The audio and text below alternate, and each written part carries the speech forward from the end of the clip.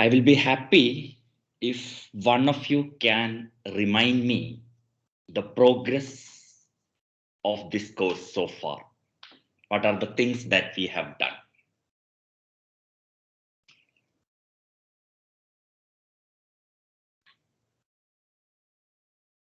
Yes.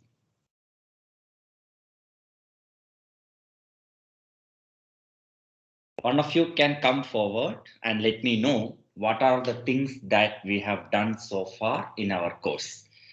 Maybe starting with definition of Lebesgue countermeasure.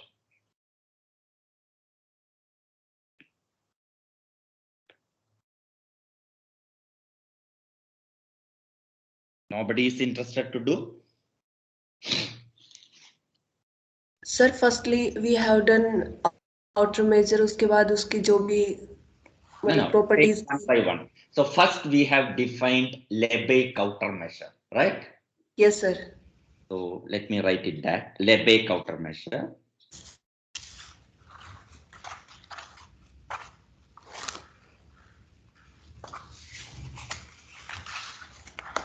And in fact, Lebesgue countermeasure is well defined for any subset of R. You have a function m star from 2 power r to 0 infinity. Okay. I don't want to write the definition. After defining m star, we observed a few nice properties of m star. Am I right? Yes, sir. Some nice properties of m star.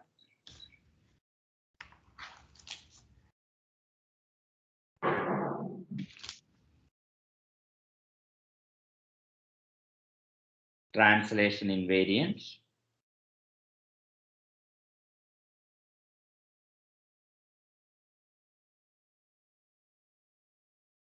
monotonicity,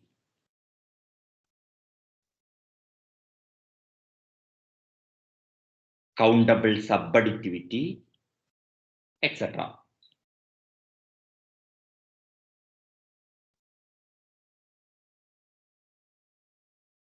And the fact that m star is consistent with the length, namely m star of any interval I will be equal to L of I for I subset of R, I interval.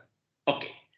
So these are some nice properties of m star we observed. However, we have seen that m star is not well behaved. It is well defined for all subset of R, but it is not well behaved. Okay. Yes, Sita, you yourself can continue. What do you mean by M star is not well behaved? Sir, it is not additive. It's not satisfy additive property that should be satisfy a measurable set. Sorry, Yes. measure. Then we have seen that M star has a bad part.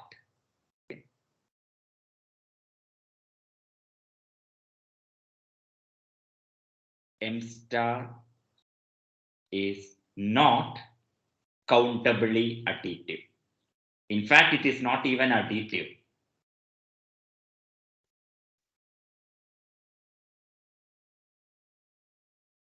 Thus, M star, the Lebesgue outer measure, is not a measure. It's not a measure. Okay.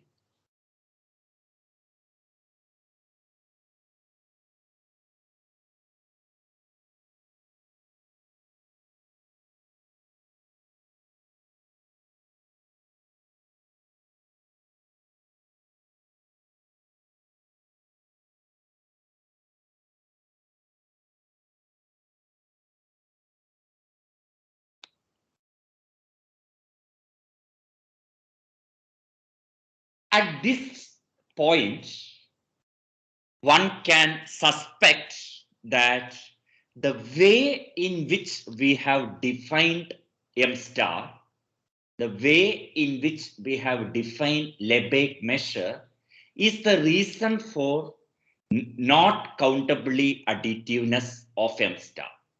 Who is the culprit? Is that the way in which we have defined a problem? In that case, one should try to redefine Lebesgue countermeasure, and the redefined version satisfies the properties of Lebesgue countermeasure. Okay. Can we modify the definition? Okay. Is that the way in which we have defined M star is the reason? That's a question that arises here. And can somebody tell what's the answer for that? No, sir, because sir, we have proved a theorem that there exists no such measure that satisfy all four properties of measure. Very good. However, we have shown that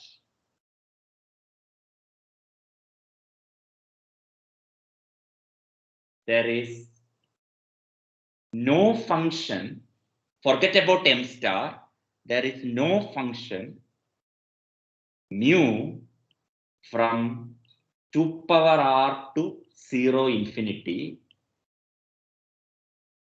such that mu satisfies the following property. 1. Mu of I is equal to L of I for every open interval I, and hence for every interval I.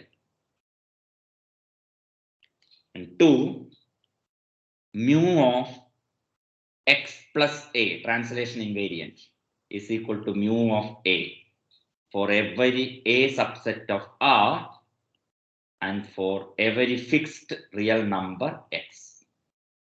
And 3, mu is countably additive. Mu of union ai is equal to summation mu of ai for ai's pairwise disjoint.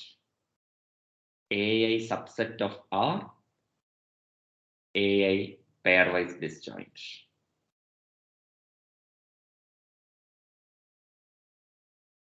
And this theorem should convince you that however hard you try to modify the Lebesgue outer measure definition, you are not going to get a measure which is translation invariant, consistent with the length, and countably additive on the entire power set 2 power r. That is not possible. So we are having an obstacle, we are having a block.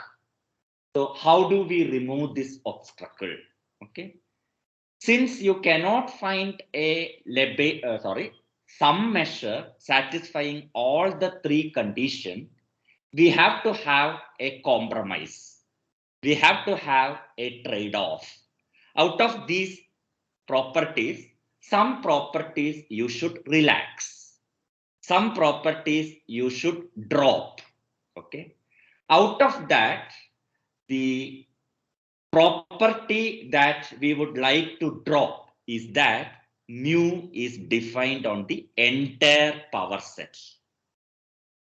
We are ready to relax that property, but we want to keep all the property that I have listed as 1, 2, and 3. So instead of looking for a measure which is defined on entire power set 2 power r, we shall look for a measure defined on some suitable subsets of 2 power r. Suitable subset of 2 power r, yes, or suitable collection of subsets of r. Okay. So we shall look for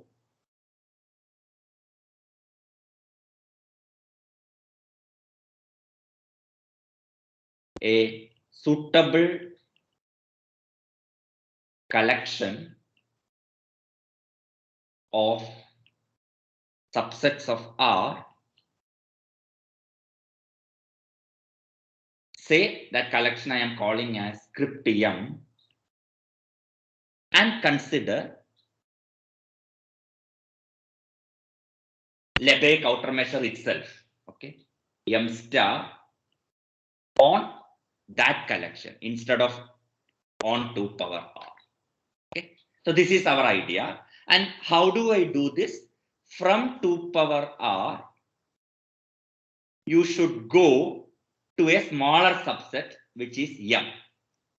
And if I take elements in m and check countable additivity of m star, then it should be countable additive. That is, m star should be countably additive on elements of m. Such an m we are searching for. Already m star is translation invariant, m star is consistent with the length, etc. What is missing is countable additivity. So instead of looking on the entire 2 power r, we shall look on the confined collection, namely script m. Is that okay? Yes or no? Yes, sir. This is what we Yes, were sir. doing. Now, a natural question is, how shall we come up with a suitable collection M on which M star is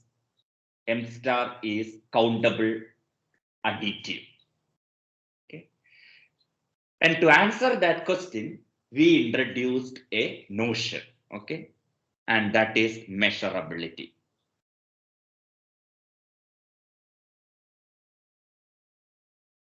Via measurability, we shall come up with a suitable subcollection M on which Lebesgue countermeasure is countably additive. Now, can somebody remind me how we define measurability? For that, we started with a subset which is not arbitrary subset of R, but which lies inside a bounded set. Okay. Let E be a subset of AB, so that E is bounded. There is nothing special about closed interval. You can take any bounded interval, open interval or semi-open, semi-closed, whatever. Only condition needed is that E should be sitting inside a bounded interval. Okay. And if you recall, outer measure is an attempt to measure E through standard sets outside E.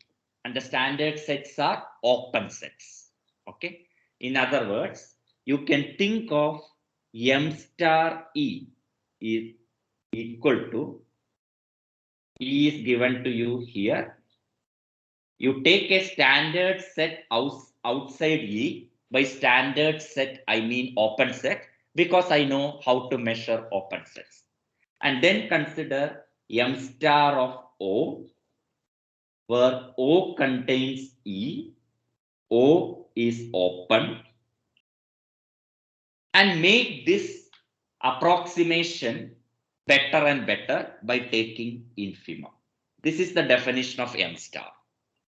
Okay. M star of any set is equal to M star of open set larger than it, and make this open set smaller and smaller, or make this overestimate better and better.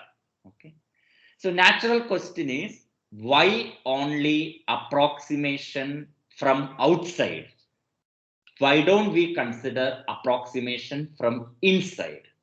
Can we think of measuring E by sets inside E? Okay. One thing that you should keep in mind, that if you want to measure a set from inside, you cannot use open sets, because every set may not contain an open set. It will be contained in an open set, but it may not contain an open set. Are you with me? Yes, sir. So we cannot use open sets as standard object for measuring a set from inside, because a set may not contain any open sets, non-trivial open sets. Okay. So our approach was the following. instead of trying to approximate a set from inside, you can try to approximate its complement from outside. Approaching a set from inside is same as approaching its complement from outside. Do you agree? Yes, sir. And then with that in mind, we defined inner measure as follows. Okay? We defined inner measure, which I will denote as M subscript star E. M star E is equal to the total measure. You are inside interval AB, so total measure is B minus A minus outer measure of the complement. Okay. This is how you define the inner measure. Remember, for the time being, we have defined inner measure only for bounded subsets. So now, at least for bounded subset, you can approach from inside or you can approach from outside. Okay. These two, if the measuring process is good enough, these two should match. Inner measure and outer measure should match. But that may not happen always. Okay. So what Lebesgue did is, like Riemann concentrated only on functions for which upper Riemann integral coincides with lower Riemann integral, Lebesgue also thought in this way. Instead of worrying about whether to take outer measure or to take inner measure, concentrate on those subsets for which outer measure is equal to inner measure. And like that, he defined the concept of measurability. Okay. Lebesgue declared a subset E is said to be measurable, or Lebesgue measurable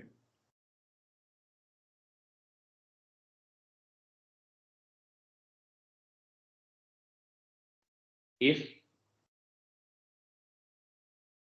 outer measure of E coincides with inner measure of E. In other words, outer measure of E plus outer measure of the complement is equal to the measure of the universal set AB, B minus A. That's what this means. Okay.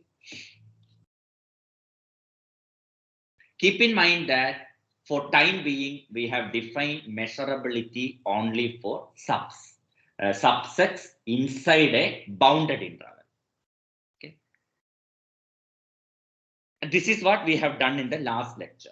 And we have seen that later, Carathéodory came with another viewpoint to measurability. Okay. And he proved the following theorem. E subset of R is measurable, meaning inner measure will coincide with outer measure if and only if for every subset of R, not on R, sorry, we are in AB, because we have defined inner measure and outer measure only for AB. E subset of AB is measurable if and only if for every A subset of AB, you have the following. As I told, you can remember like this. A is like a test set, arbitrary test set, and E is like a slicer. I can cut A into two pieces using E, that is A intersection E and A complement Sorry, A intersection E and A intersection E complement. E complement. A intersection E complement.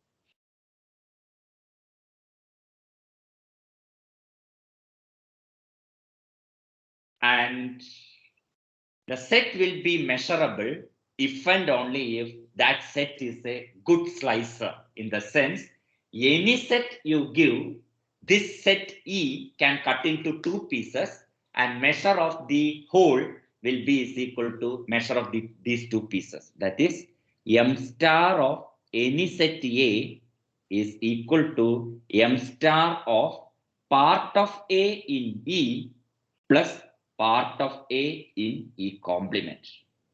And this should be true for every A. And this is called Carathéodory splitting condition.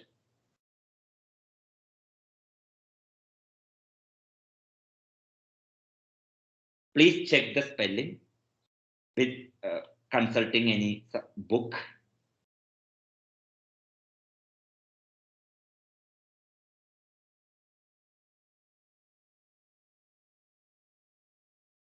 Okay.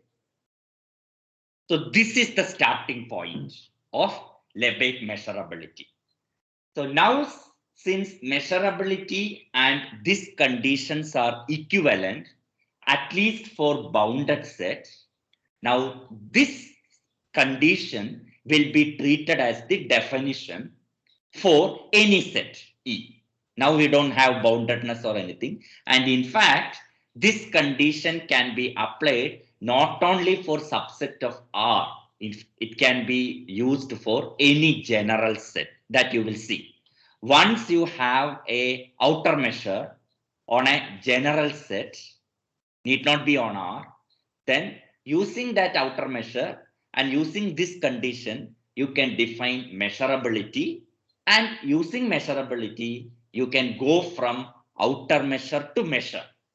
Outer measure is not a measure because it is not countably additive. So the whole point is how to reach at a measure starting from an outer measure.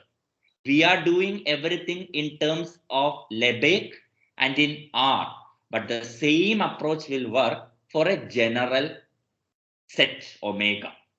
Okay, so that we will see later. So that is the another reason why we don't want this inner measure equal to outer measure, etc., business. We wanted to generalize this into an arbitrary set, and for that generalization, Carathéodory splitting condition will help. Okay, so from now onwards, this is how we will view measurability. So measurability will be viewed through the lens of Carathéodory. Okay, do you get me?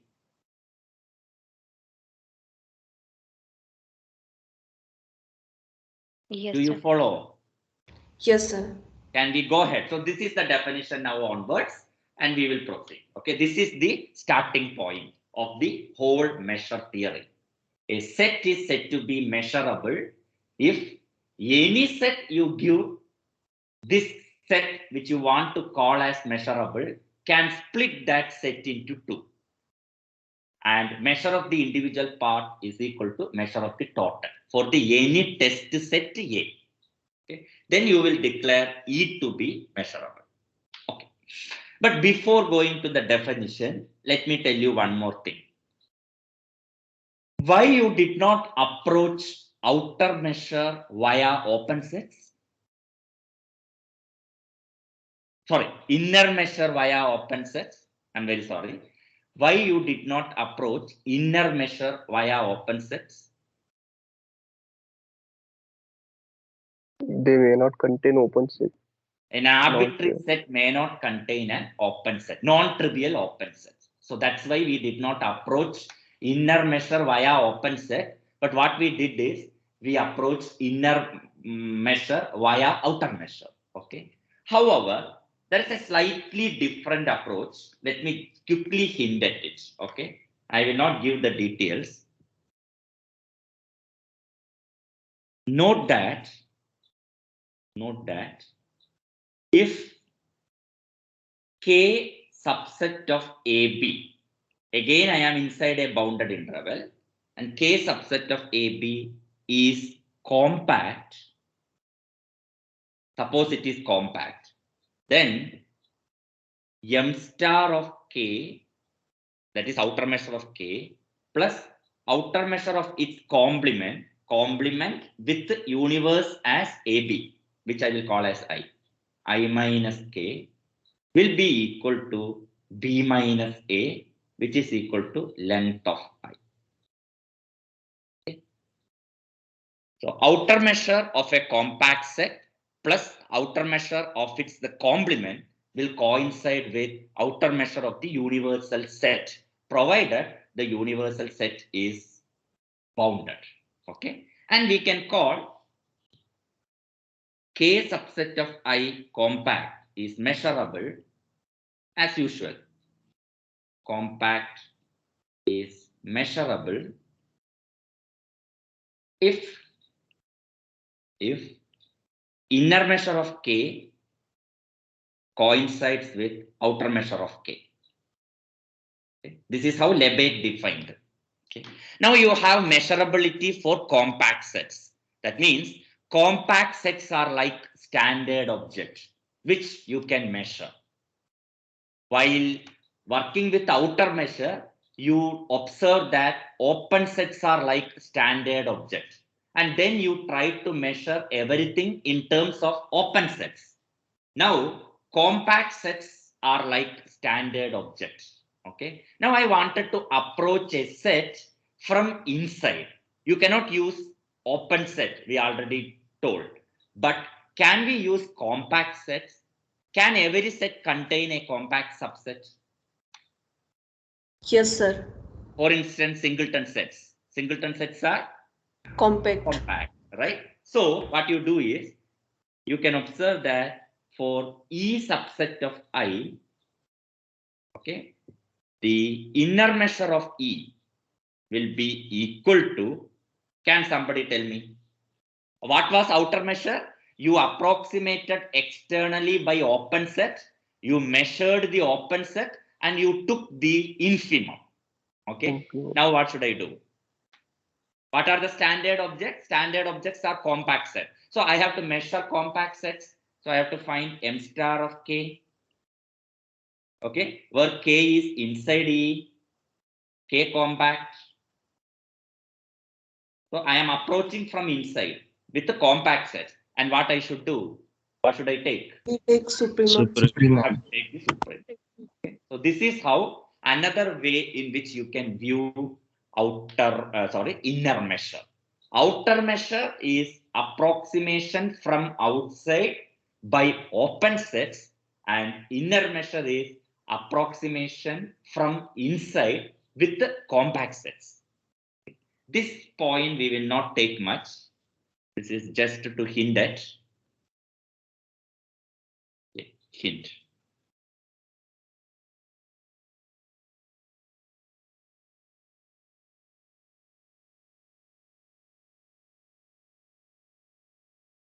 Okay, now let us go back to the theorem. A subset of AB is measurable if and only if it satisfies Carathéodory splitting condition. Okay, with that in mind, we are going to make a definition.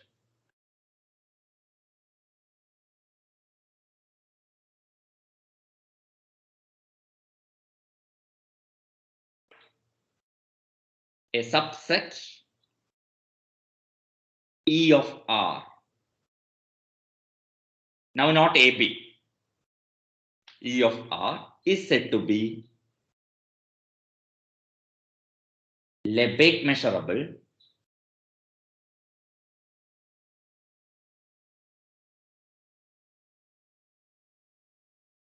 if for every test set A, for every A subset of R, you have M star of A is equal to M star of part of A in E plus part of A in its complement.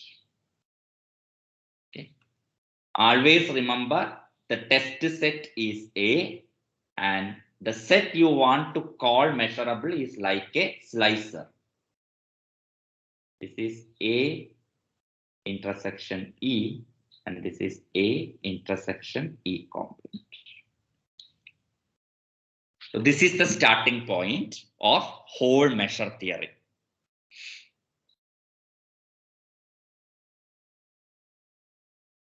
Now let us try to understand this equation. M star A equal to M star of A intersection E plus M star of A intersection E complement. Intuitively, why this condition? How this condition was put? Okay, let us try to understand it intuitively. How I view is as follows. What was our aim? Our aim is as follows, or the target was as follows. The Lebesgue outer measure M star is not countably additive on 2 power r. So from 2 power r, you wanted to reduce into a suitable family so that Lebesgue outer measure is countably additive. That was our goal. Do you agree? Yes, sir. Yes. So let me repeat, Lebesgue countermeasure unfortunately is not countably additive on 2 power r. It is well defined on 2 power r, but it is not well behaved as a measure in 2 power r. So we wanted to drop out, or we wanted to throw those sets for which we don't have countable additivity. We wanted to throw from 2 power r those sets for which Lebesgue countermeasure is not countably additive. Those sets we wanted to discard from consideration. Okay. In other words, if a set E can split a set A into 2 pieces, if a set E can split a set A into 2 pieces so that the measure of the 2 parts is not equal to measure of the whole, then those sets, if you include, we cannot get countable additivity. Do you agree? Do you want me to repeat? If a set E, that slicer, if a set E, that is the slicer, can cut some set A into 2 pieces so that measure of these 2 pieces does not get added up to measure of the whole, that set, if you include, if you consider, then you can never get countable additivity. Do you agree? Yes, sir. Because Yes, for sir. countable additivity, we want measure of the whole is equal to measure of the parts. But if a set E can cut some set A into 2 pieces and measure of the individual part is not equal to measure of the whole, then that set we should not consider. Are you able to get me? Yes, sir. So we Yes, have sir. to discard those sets which can split a set into 2 pieces whose measures does not add up to the total. Such a set we have to throw away, and those sets are called non-measurable, and a set which are not non-measurable is called measurable, and that is how this measurability is coming into picture. Okay, this is how I at least I view it. It's not just coming out of the air. This also can be intuitively understood, this condition. M star of A is equal to M star of A intersection E plus M star of A intersection E complement. That equation can also be understood intuitively, how it came. How we can understand is as I told. What our aim is to throw away those sets which became an issue for countable additivity. Those bothering points we should avoid, bothering set we should avoid. Okay, that means if a set can split some set into two parts whose measures does not add up to the whole, such a set we should not consider while talking about outer measure. That means non-measurable set we should not consider, and we should be interested only in measurable sets. Okay, so that is the way in which you can view this definition. Otherwise, don't question, take it as a definition and let us go forward. Okay, so you have a definition now. Now, before going to certain things about measurability, let me make some quick comments, remark. First comment is the following.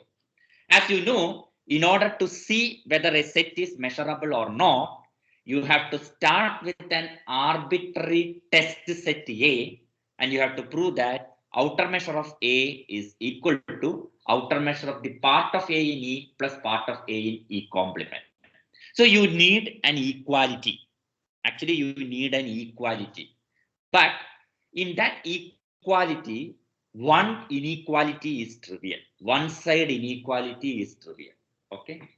Let me write why it is trivial.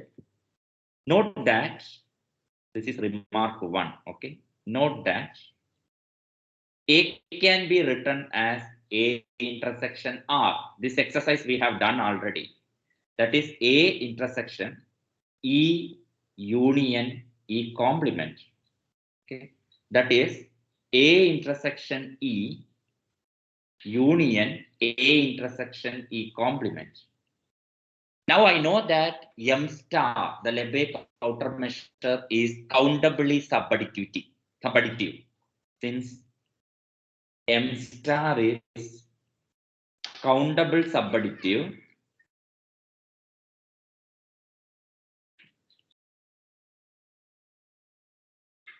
M star of A is less than or equal to M star of A intersection E plus M star of A intersection E complement. And this is true for any set A and any set E, whether E is measurable or not. Okay. So this we always have for every A subset of R and for every E subset of R. So what is the message from this? In order to check whether something is Lebesgue measurable, you have to worry only about the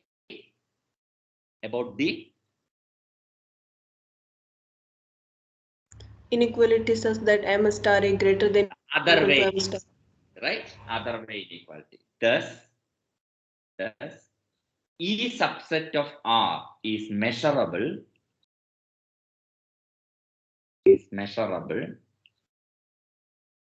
or I will write in this manner. In order to check measurability, thus, in order to check measurability of E,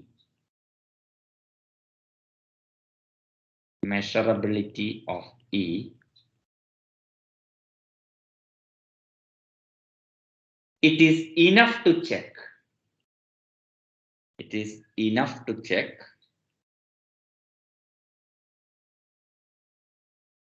M star of A greater than or equal to M star of A intersection E plus M star of A intersection E complement for all A subset of R. Slightly, we have weakened the condition appearing in the definition.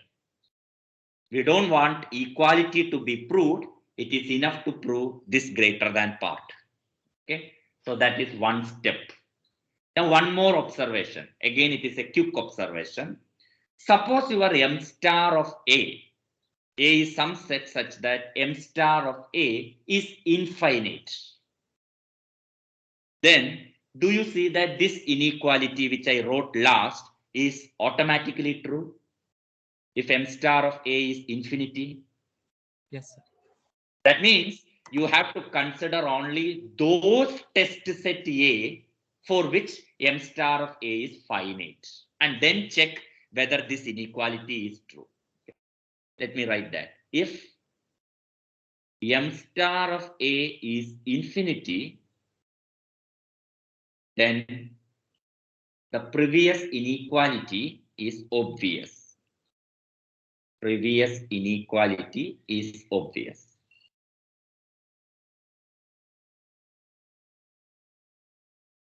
Okay. Hence, we need to show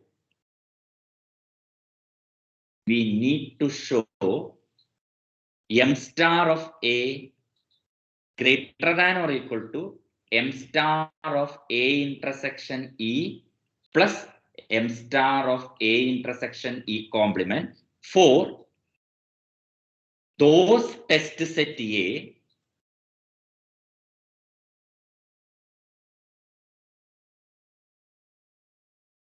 for which M star of A is finite.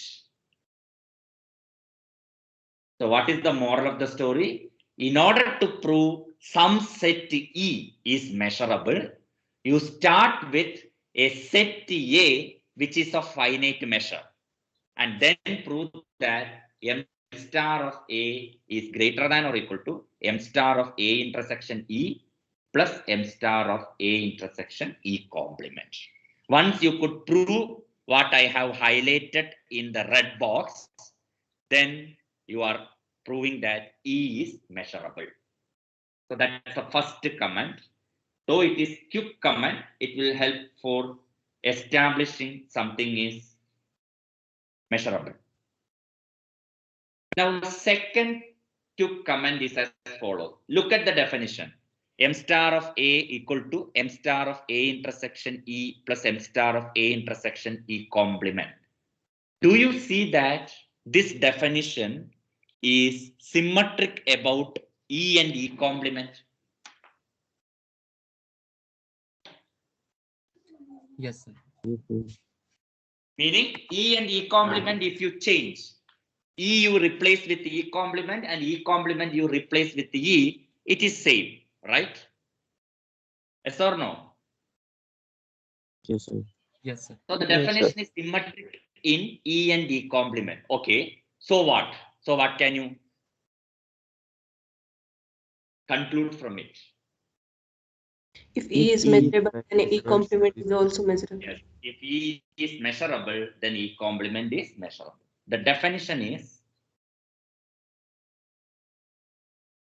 symmetric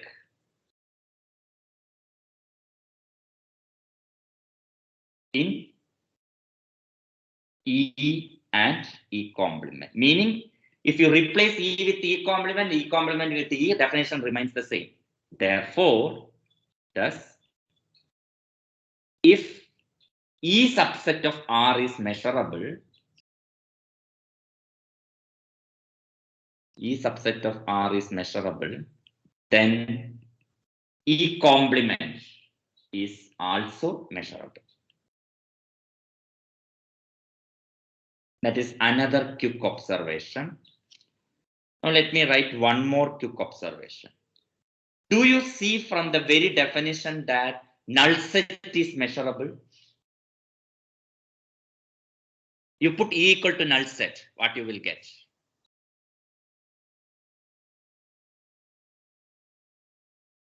Look at the right hand side. What is A intersection null set? Null set. Null set. And you know that M star of null set is 0. So the first term in the right hand side is 0. And what about the second term? M star of A intersection null set complement. Null set complement is R. So you have M star of A intersection R. And what is A intersection R? A. A. M star Right of A. hand side you have M star A. So this equality is obviously true for null set and for any A. And that gives that null set is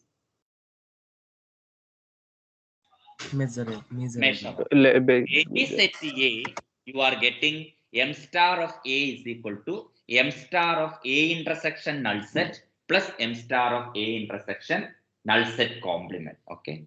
From the definition, I will not write the detail. From the definition, null set is measurable. And now you use the previous comment. Once a set is measurable, its complement is measurable. So null set is measurable. Therefore, R is measurable. Yeah, R is measurable.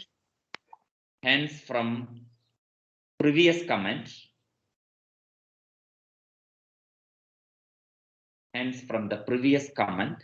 R is measurable. So null set and full set are measurable.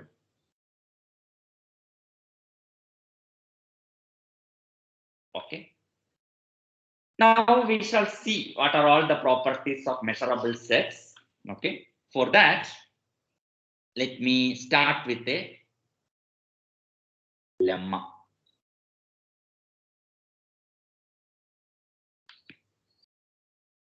Suppose you have a set E whose Lebesgue countermeasure is 0.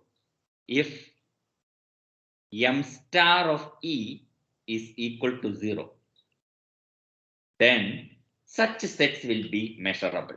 Then E is measurable. Sets with Lebesgue countermeasure 0 is measurable. Proof. In order to prove something is measurable, I have to prove that equation, which is same boiled down to that greater than or equal to inequality for any test set A. So let me start with A. Let A be a subset of R, arbitrary. Okay. So I have to prove M star of A greater than or equal to M star of A intersection E plus M star of A intersection E complement. Let me look at the right hand side quantities, M star of A intersection E and M star of A intersection E complement. Note that A intersection E is contained in E. Of course, it is contained in A as well. Therefore, by monotonicity, M star of A intersection E is less than or equal to M star of E. But M star of E is given to be 0. Okay. Therefore, M star of A intersection E is equal to 0. Here I use monotonicity. This is a quick observation of M star. Okay. Now, similarly, let me look at the second term. Second term involves A intersection E complement. A intersection E complement is contained in A. Of course, in E complement, also in A. Therefore, again by monotonicity, M star of A intersection E complement is less than or equal to M star of A. Okay.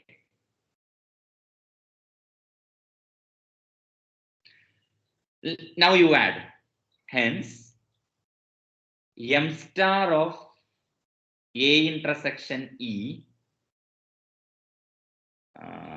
plus M star of A intersection E complement, which is equal to M star of A intersection E complement, because the first term doesn't have any contribution, it is 0, and this is less than or equal to M star of A. So you proved that for any set A, M star of A intersection E plus M star of A intersection E complement is less than or equal to M star of A. Okay, that is, if you want to write in the other way around, M star of A is greater than or equal to M star of A intersection E plus M star of A intersection E complement. And our observation shows that this is enough to say E is measurable. Therefore, E is measurable. Other inequality is obviously true. So far, so good.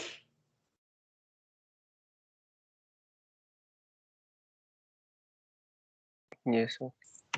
Yes, sir. So if a set has outer measure 0, then that set is measurable. Okay. Immediately you can observe that Q, for instance, countable sets. You have proved that countable subsets of R have have outer measure Outer 0. measure 0. So countable sets will be measurable. In particular, Q will be measurable. Okay, if you want, I can put it as a remark. In particular,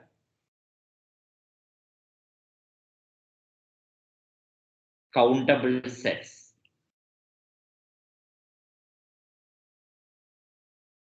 in R are measurable. Are measurable. Okay. Q is measurable.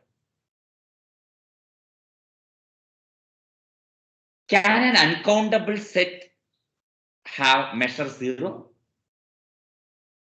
Yes, sir. I have given one count example. What was that? Q star. Cantor set. Cantor, right? Cantor set. Note that, yeah, note that Cantor set has Lebesgue countermeasure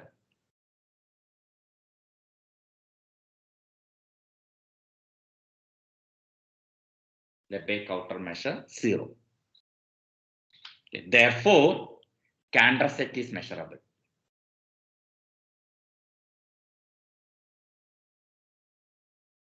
Cantor set is measurable. Now let me introduce a notation at this juncture. Notation.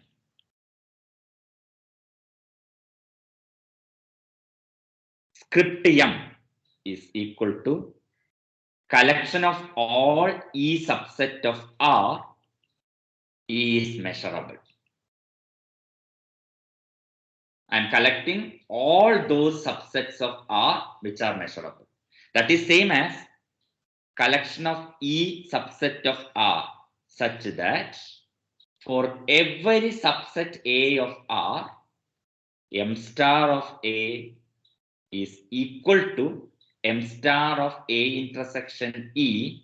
If you want, you can put this equal to as greater than or equal to. Because less than or equal to is always true. A intersection E complement. Okay. I am collecting all those measurable set inside one basket and I am calling that as script M. And you have already noted that script M contains many elements. For instance, null set is in M, R is in M, countable sets are in M, Cantor set is in M, and so on. Okay. Is that okay? Yes, sir. Now, please keep in mind that the whole business of measurability came to answer the question, instead of 2 power R, which collection I should consider so that the Lebesgue countermeasure will be countably additive on that collection. Okay. Slowly we are going to prove that this M is going to be the right collection to work with. Okay. This is the collection that we are going to work with so that M star, if you consider on this collection, will slowly become countably additive. Is that okay? Yes, sir. Yes, sir. If you want to do that, you know that a measure should be considered on a sigma algebra. So slowly you have to prove that this M will turn out to be a Sigma algebra. sigma algebra, so that on this M I can consider Lebesgue countermeasure and see whether Lebesgue countermeasure turns out to be countably additive when you consider on M. On 2 power R, it is not countably additive. On M, whether it is countably additive or not. Okay. So we are slowly going towards that. So as a preparation for that, we have the following theorem. If E1 and E2 belongs to M, means E1 and E2 are measurable, then you can guess what will be the theorem. I have already hinted where we are heading to. We are heading to prove that M is sigma algebra. For that, first it should be an algebra. If you want an algebra, if you take two sets, its union should be in M, right? Yes, So sir. the theorem is if E1 and E2 are in M, then E1 union E2 is in M. If two sets are measurable, their union is also measurable. Proof. The proof will heavily depend on the set theory. So I will just copy certain things. There is nothing to explain. But before that, let us observe what we have to prove. You have to prove that something is measurable. You have to start with a test set. Okay. Let A subset of R. To prove that, to show that E1 union E2 is measurable. I will write MBLE. Okay, it is measurable. E1 union E2 is measurable. And for that, that is to show that, yes. Can somebody tell me what you have to show for something is measurable?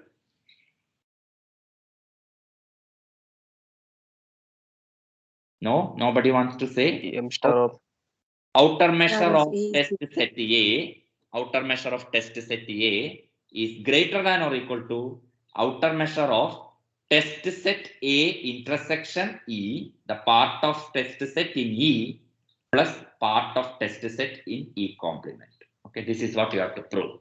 Okay, less than or equal to is automatically true. That is to show that M star of A intersection E plus M star of A intersection E complement is less than or equal to M star of A. What is E? The union. To show that E equal to E1 union E2 is measurable. Okay. This is what we have to prove. So let us look at the left hand side, A intersection E, where E is E1 union E2, right? Now,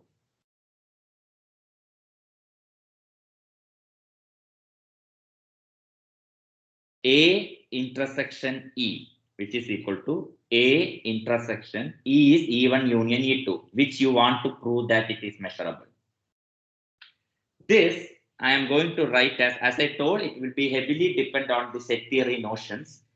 A intersection, it is very difficult for me to remember all these things, so I am copying from my notebook. E1 union E2, okay, intersection R. R is the universal set. That is A intersection E1 union E2. Now R I will write as E1 union E1 complement. Okay. And this is equal to A intersection. Now E1 union E2 intersection E1 union E1 complement. I can write as E1 union E2 intersection E1 complement.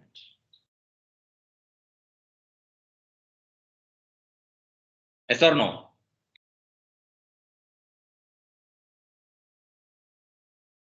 Sir, So far, into intersection. it is intersection. Yes. I told intersection and wrote union. Yeah. Intersection. You are right. So E1 union E2 intersection E1 union E1 complement, we can write like this. But by the distributiveness of union intersection. Therefore, and now again this I am writing as A intersection E1, okay, union A intersection E2 intersection E1 complement. Standard set theory.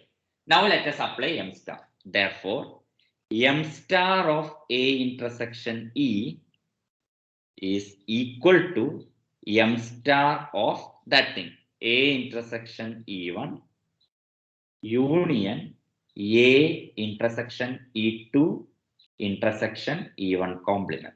Now M star is countably additive, countably subadditive, sorry. This is less than or equal to M star of A intersection E1 plus M star of A intersection E2 intersection E1 complement. What I use? Subadditivity of M star. Okay. So this gives you some estimate for M star of A intersection E, the first term in the left hand side. Okay. Now let me find the left hand side. Therefore, M star of A intersection E plus M star of A intersection E complement, which is equal to M star of A intersection E is E1 union E2 plus M star of A intersection E1 union E2 complement. Okay. And for the first term, you already estimated, that is less than or equal to M star of A intersection E1 plus M star of A intersection E2 intersection E1 complement plus, this is for first term. Second term I am writing as it is. M star of A intersection, let me apply De Morgan's law, E2 complement intersection E1 complement. Okay. E1 complement intersection E2 complement. Okay.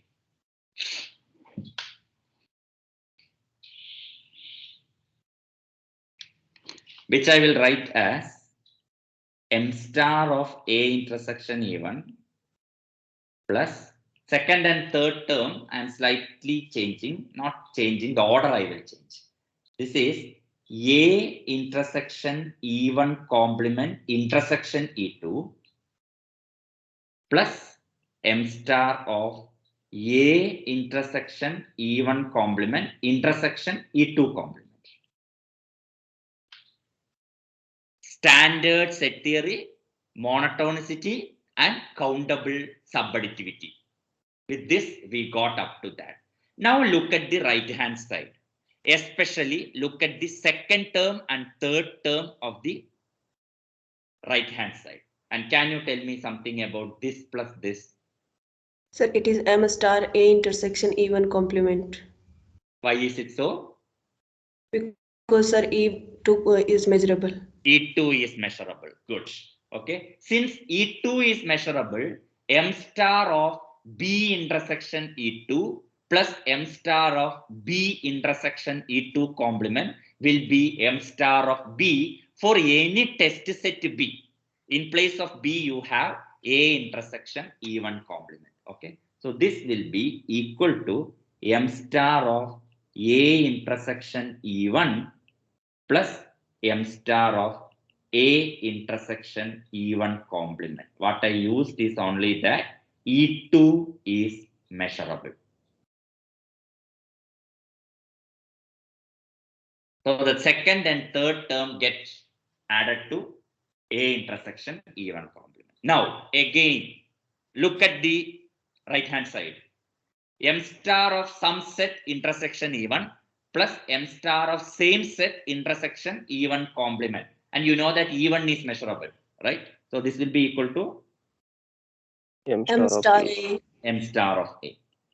Because now you are using E1 is measurable. So we are done.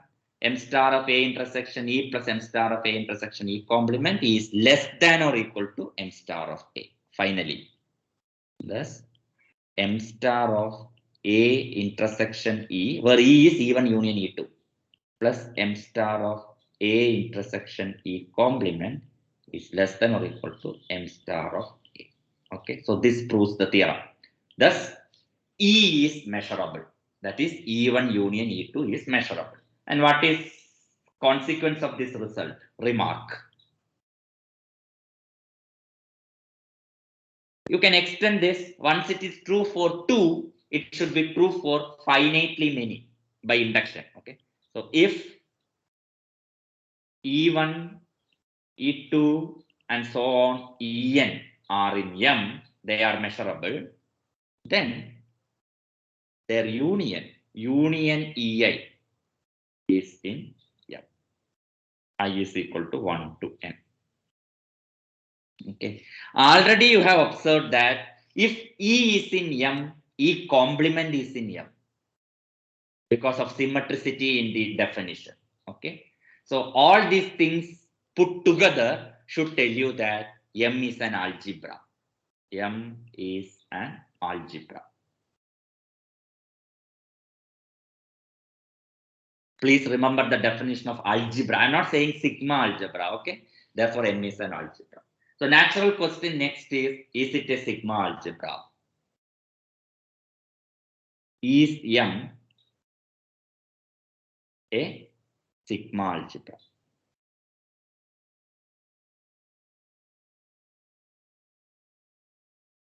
To answer that, we will answer this in positive. Answer will be yes. But to do that, we need to have some preparation. So let me start with a lemma. Okay. And with the help of this lemma, we will prove that M is in fact sigma algebra. That means only thing that we have to verify, M is closed under countable unions.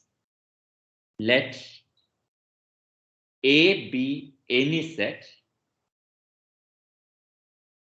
As I told, this lemma will not tell you that M is M is closed under countable union, but this is a preparation lemma. Let A be any set and E1, E2, and so on, En be a finite sequence of measurable sets. Finite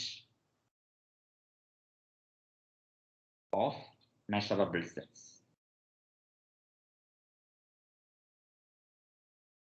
Then the lemma ensures you the following. M star of A for any A intersection union Ei, I is equal to 1 to N, is equal to summation I is equal to 1 to N M star of A intersection En. Okay. So once you prove this lemma, we will be ready to answer our question, is MI a sigma algebra? So let us prove this lemma. It is quite easy. We will prove by induction. Proof. Proof by induction on N. The number of measurable sets that you have taken. Suppose N is 1 for N equal to 1. So you have a set A and you have one measurable set E1. Okay. Left hand side is A intersection union E. I equal to 1 to 1 EI. That is just E1, right? So I think it is trivially true. Then equality is trivially true. Do you agree? Yes or no? Yes. Yes, sir. Yes, sir. Now, it is enough for the base case, but I will do for N equal to 2 as well. Just because N equal to 1, there was nothing to do. So let us see what happens to N equal to 2. Okay. So I have to consider one set A and two measurable sets E1 and E2. M star of A intersection E1 union E2. Okay. This is what I have to and I have to prove that it is summation I equal to 1 to 2 and so on. Let us see. This is equal to M star of, yeah, A intersection E1 union E2, I am writing as A, again set theory, I am just copying from my note, E1 union E2. What I do, E1 is measurable, sorry, E1 is measurable. Therefore, taking this as test set, I can write that as M star of this intersection E1 plus M star of Same thing, A intersection E1 union E2 intersection E1 complement. Do you agree? Yes, sir. How does it follow?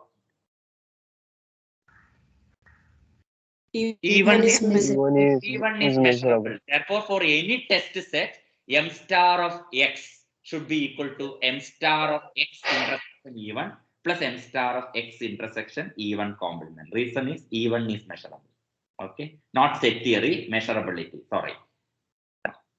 Now look at the first one. A intersection E1 union E2 intersection E1. But A intersection E1 union E2 intersection E1 is nothing but A intersection E1. You can prove it. And similarly, A intersection E1 union E2 intersection E1 complement is equal to, can you guess? A intersection. A intersection E1 and E1 complement, if you intersect, there will not be anything. So A intersection E2. Okay. So these things you can, this is set theory, you can verify. So substitute that, therefore, we get LHS is as it is, M star of A intersection E1 union E2 is equal to, first term is M star of A intersection E1 plus second term is M star of A intersection E2. Yes or no?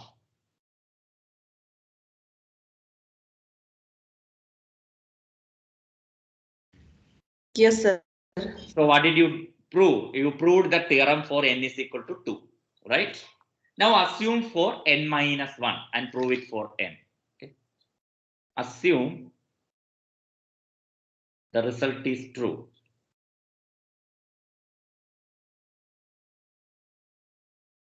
For n equal to n minus 1. Assume the result is true for n minus 1. To prove it for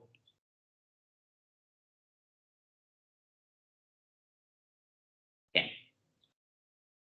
That is, what you have to prove is M star of A intersection E1 union E2 union etc. union En is equal to summation M star of A intersection Ei. I is equal to 1 to n. This is what you have to prove. Okay.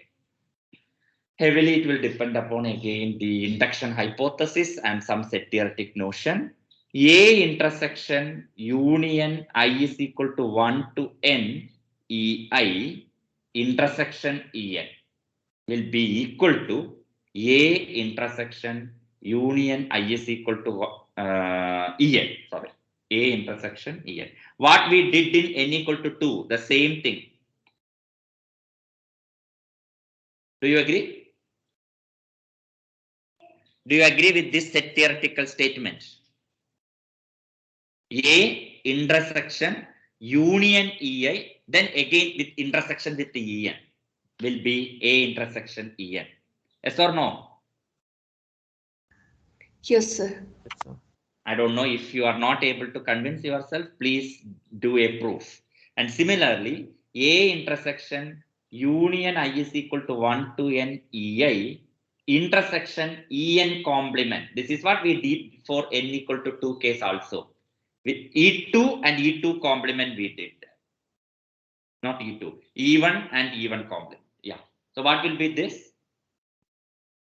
A intersection union of I equal to 1 to n minus 1. N minus 1, right? I equal to 1 to n minus 1 Ei. Because intersecting En and En complement will give null set, no effect. So this is what you have. Now you use measurability of En. Okay. By measurability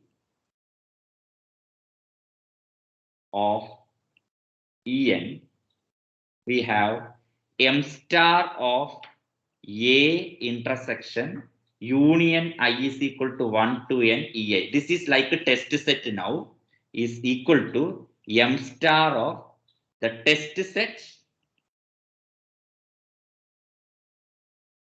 intersection en plus the test set intersection its complement.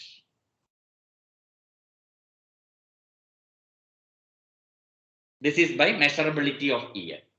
And the first thing, A intersection union EA intersection EN is observed to be A intersection EN. So the first term reduces to A intersection EN plus the second term is A intersection union. M star of A intersection union I is equal to 1 to n minus 1 EN. Okay. Now first term you keep as it is. And we are going by induction. So you have the induction hypothesis. By induction hypothesis, this is summation I is equal to 1 to n minus 1 m star of A intersection En.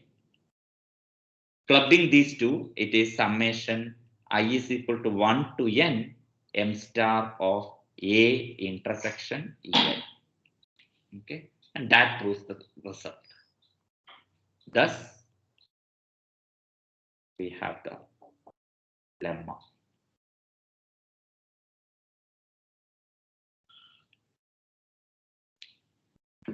There is bit of calculations involved. Please do it.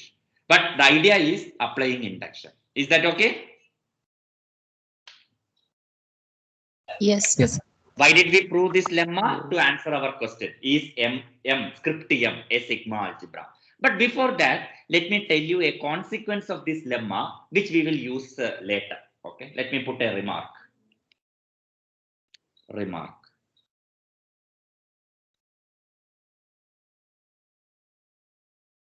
You apply this previous lemma with A as R. What you will get? A equal to R. A is any set there. You take it as the universal set, the real number system R. So what you will get then? M star union of I equal to 1 to n ei equal to summation of M star ei. What that tells you is that M star is Finitely count. finitely additive. For what E's? That is what you should. Not for any EIs in 2 power R, but for Measurable ei. measurable. Okay, so let me write it. Taking A equal to R, taking A equal to R in the above theorem, in the above lemma, we get M star of union EI, I is equal to 1 to n, is equal to summation I is equal to 1 to n, M star of EI for E1, E2, etc. En measurable.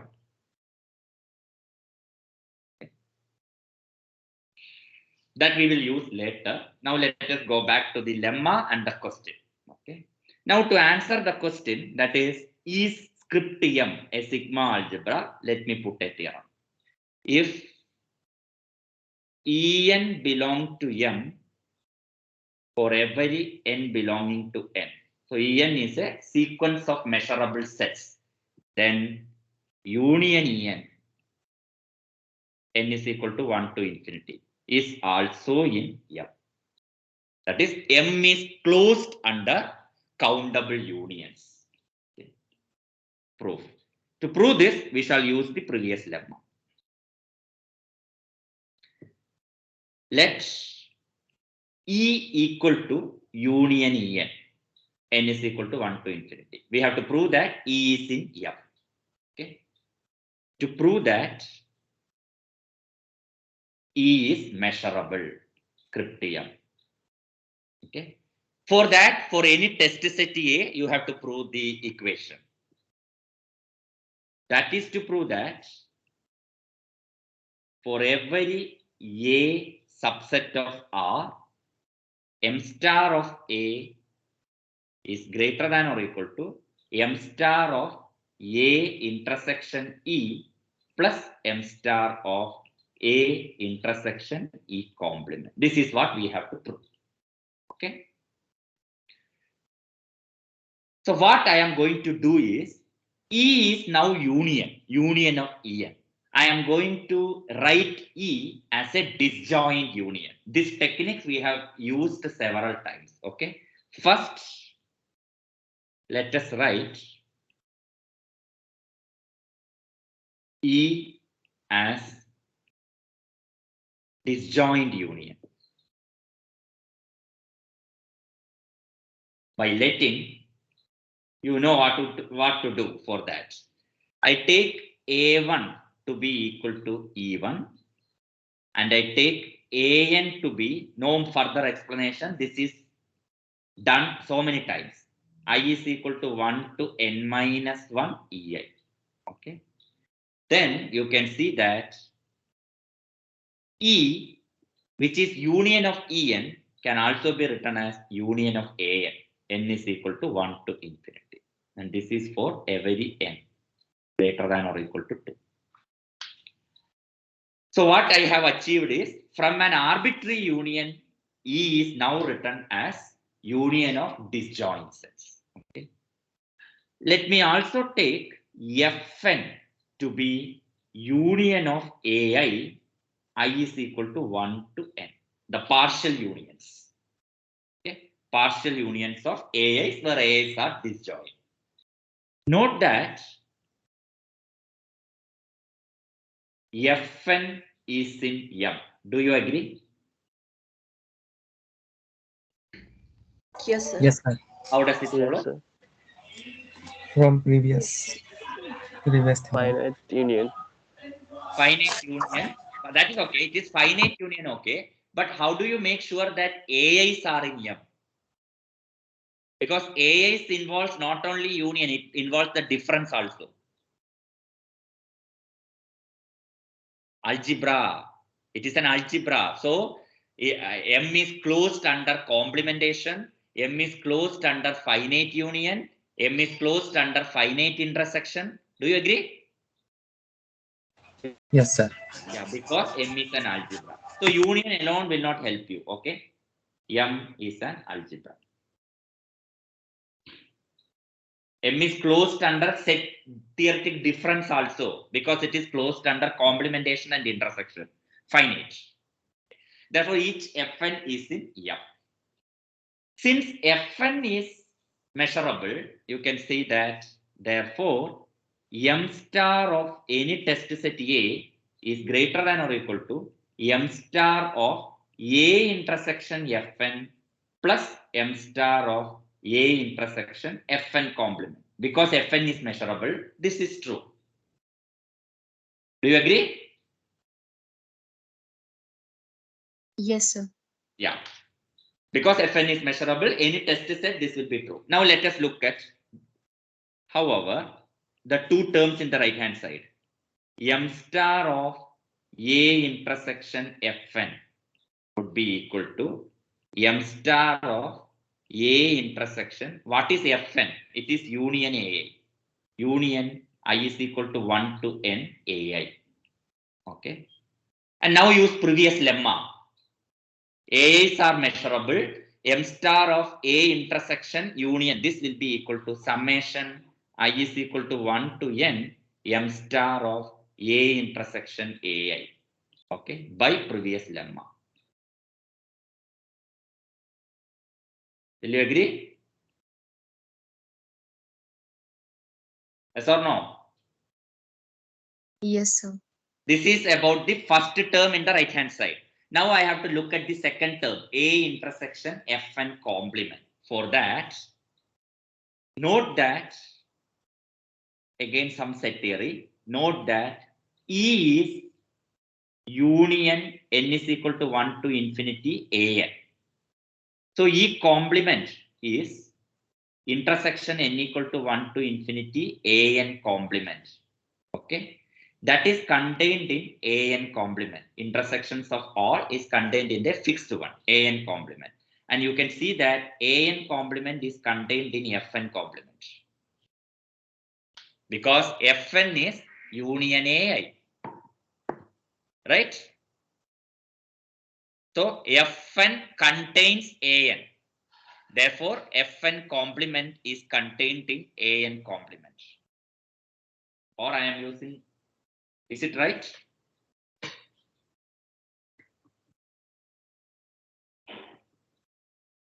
No. I want the other way around. Sorry. So here I made a mistake. I will avoid the details and just write. Please see whether you can prove it. The next one, what I want to have is the following. Sorry for that. What I want is this.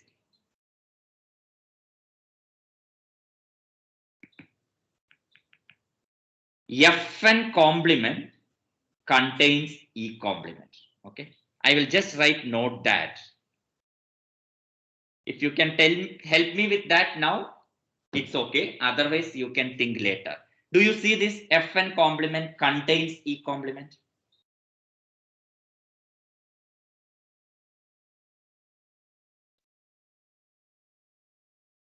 Do you see that Fn is contained in E? Yes, I am done. Is Fn contained in E? Yes, sir. Yes, sir. Because Fn is partial Yes, sir. union and E is whole union. So Fn is contained in E. From that you get it. That's it. Okay. Fn is contained in E. Therefore, Fn complement contains E complement. So the previous approach was wrong. This is what I wanted. Yes. Now, M star of A intersection Fn complement is greater than or equal to M star of A intersection E complement by the monotonicity. By monotonicity. Okay. Now I have the both terms. Okay. Therefore, M star of A, which is greater than or equal to two things I wrote. M star of A intersection Fn plus M star of A intersection Fn complement. And for A intersection Fn and A intersection Fn complement M star, I have the estimate. This is equal to summation I is equal to 1 to n M star of A intersection Ai plus, give me 5 minutes, okay? M star of A intersection Fn complement is greater than or equal to. So I will put greater than or equal to and replace the second quantity by M star of A intersection E complement. Okay. And this is true for every n. For every n in n. So finally, what we got is thus. Let me rewrite once again.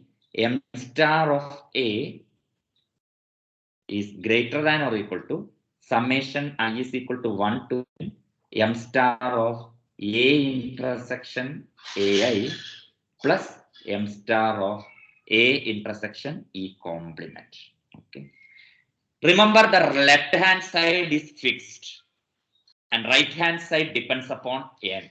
Since left hand side is a fixed quantity, you can let n tending to infinity. Letting n tending to infinity. This is true for all n. Okay. Therefore, we will get M star of A is greater than or equal to summation I is equal to 1 to infinity M star of A intersection Ai plus M star of A intersection E complement. Okay. Now, I have to concentrate on the first term. Union I is equal to 1 to infinity A intersection Ai is equal to A intersection union I is equal to 1 to infinity Ai. Okay. Therefore, M star of union I is equal to 1 to infinity A intersection Ai is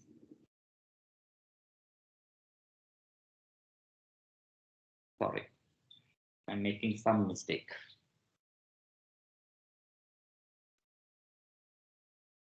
Give me a moment. These are all some set theoretical thing that I have to do.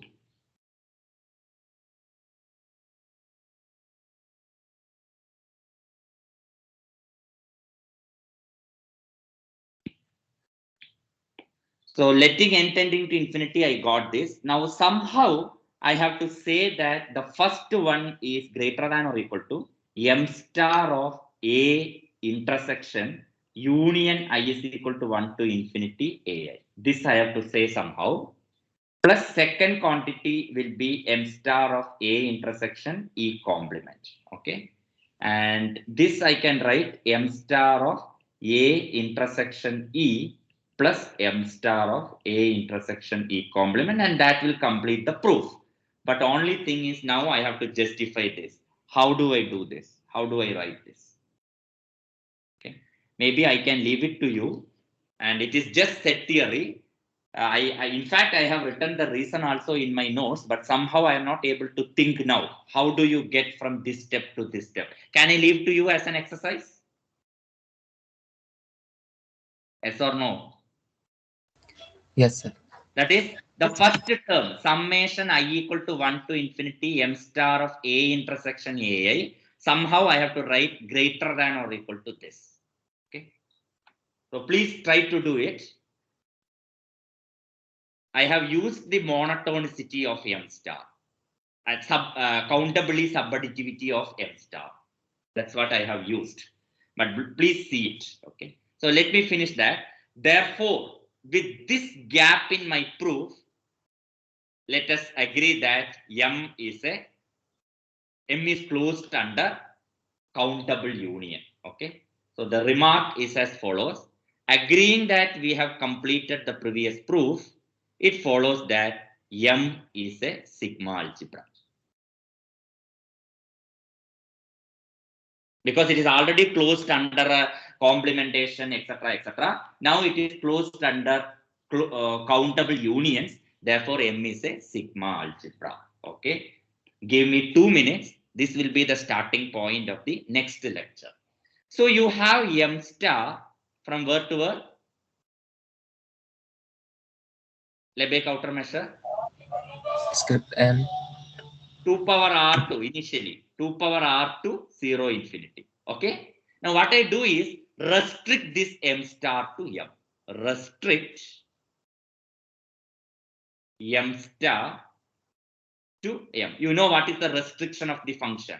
Instead of considering 2 power r as the domain, I consider a subcollection. Okay. That is M star restricted to script M, which will be from M to 0 infinity. Okay. This function is called a Lebesgue measure. Is called Lebesgue measure. Initially, we had Lebesgue outer measure. Okay. Lebesgue measure, and it is denoted by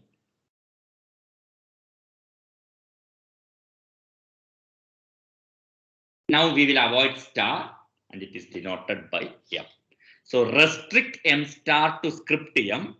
We call it as Lebesgue measure and we denote by M. That means small m is a function from script M to 0 infinity defined by M of E is same as M star of E. There is no difference. Only thing is that now I am considering a restricted domain. ME is called Lebesgue measure. Lebesgue measure on Lebesgue measure of E. Lebesgue measure of E. Now you have to justify this name. That is the starting point of the next lecture. You are calling it as a Lebesgue measure. So you have to prove that it is in fact a. You have to prove that this function is in fact a Measure. measure. So there are two questions remains. One is obviously whether M is a measure. Okay. Second one is you are not looking for some measure. You are looking for the measure which is consistent with the Length. length. So you have to be able to measure intervals. That means intervals should be elements in M. M. Script. M.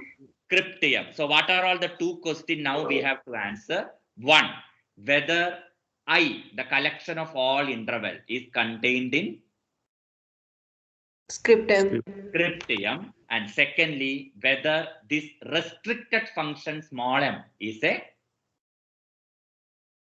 Measure. measure. Measure. That means whether it is countably additive, not on 2 power r, but on m. So these are the two questions that remains. That will be the starting point of the next lecture. Okay. So there is no difference between m star and m. The difference is only that m star is on 2 power r. You restrict that function and consider it on the smaller collection m, and you call it as small m. So small m is the restriction of m star to script m. Therefore, small m of e will be again Lebesgue countermeasure only. But only thing is that now you don't consider arbitrary e, you consider only measurable e. That's the difference. Okay. So don't confuse with this. When I write m of e equal to m star of e, that's the definition of restricted function, right? Restriction means the function value will remain same, only domain will get reduced. Is that okay? Yes, sir. Yes, sir. Yes, sir. Just to start of the next lecture, let me write this two questions. Next, we have two questions. Two questions. One, is M a measure? Two, is I contained in script M, where I is collection of intervals.